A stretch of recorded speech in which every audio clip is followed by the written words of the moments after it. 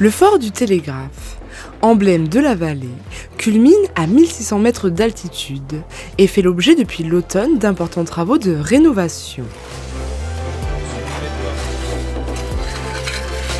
C'est un très très beau fort qui malheureusement a subi quelque temps les affres du temps et ses contours se sont un petit peu délités et il était temps véritablement de reprendre les travaux de rénovation de ce fort avant que des dégâts soient beaucoup plus importants.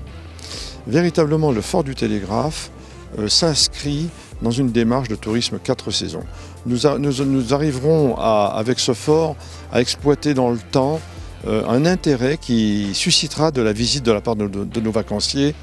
Et ça, c'est important. Et toute la Maurienne aussi. La Maurienne a une très belle histoire sur les forts et sur l'action militaire.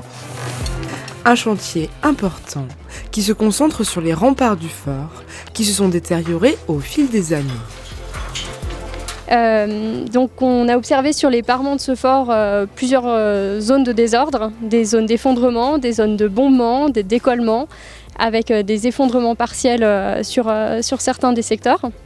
Le but de ces travaux est donc de remettre en état le parement du fort tout en gardant l'authenticité de la maçonnerie. Alors, il y a différents types de travaux qui sont faits. Il y a en effet du démontage de maçonnerie et de la reconstruction à l'identique.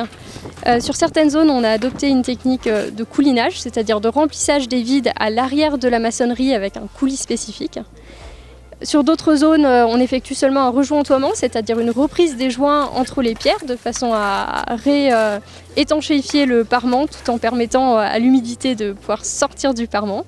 Donc le protéger des intempéries sans pour autant l'étanchéifier entièrement. On a aussi mis en place des ancrages avec des croix de Saint-André pour bloquer un pilier qui était bombé et sur le point de s'effondrer. Un travail colossal et aérien qui nécessite la mise en place d'échafaudages impressionnants. En tout, c'est 7 ouvriers qui gravitent autour de ces remparts, défiant tous les jours les lois de la gravité. Comme on peut le voir derrière nous, c'est des travaux qui nécessitent des cordistes et aussi des gros échafaudages. Ici on retrouve des monteurs de pierre à proprement dit, accompagnés d'aides-maçons pour l'approvisionnement. Donc on cède des engins, on a un engin télescopique pour approvisionner les échafaudages, sinon c'est quand même pas mal de travaux manuels. Malgré les travaux, les activités touristiques liées à cet édifice continuent, pour le plus grand bonheur des vacanciers.